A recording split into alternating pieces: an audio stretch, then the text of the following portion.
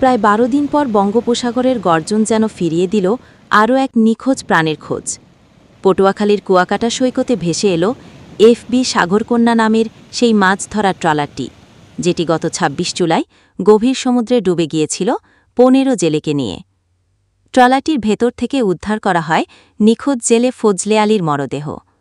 বুধবার সকাল ৯:৩০টার দিকে কুয়াকাটা ট্যুরিজম পার্ক সংলগ্ন সৈকতে এই ট্রলারটি ভেসে এলে স্থানীয়রা প্রথমে মরদেহটি দেখতে পান। তাৎক্ষণিকভাবে খবর দেওয়া হয় নৌপুলিশ ও ট্যুরিস্ট পুলিশকে।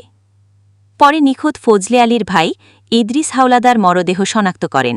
ফজলে আলী ছিলেন পটুয়াখালীর কলাপাড়া উপজেলার মিঠাগঞ্জ ইউনিয়নের বাসিন্দা।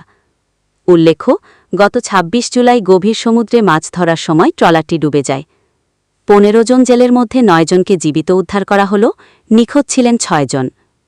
এরই মধ্যে উদ্ধার হল ২ জনের মরদেহ। এখনও নিখোঁজ রয়েছেন ৪ জন। কুয়াকাটা নৌ পুলিশ ফাঁড়ি ইনচার্জ বিকাশ মণ্ডল বলেন, আমরা ঘটনাস্থলে এসে ট্রলারটি উদ্ধার করেছি। একজনের মরদেহ উদ্ধার হয়েছে, যার পরিচয় ফজলে আলী নামে শনাক্ত হয়েছে। মরদেহটি আইনি প্রক্রিয়ার মাধ্যমে হস্তান্তরের প্রস্তুতি চলছে।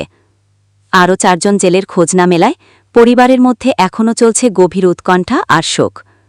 বঙ্গোপসাগরের ঢেউ যেন প্রতিদিনই বয়ে আনে নতুন কোনো শোকগাথা।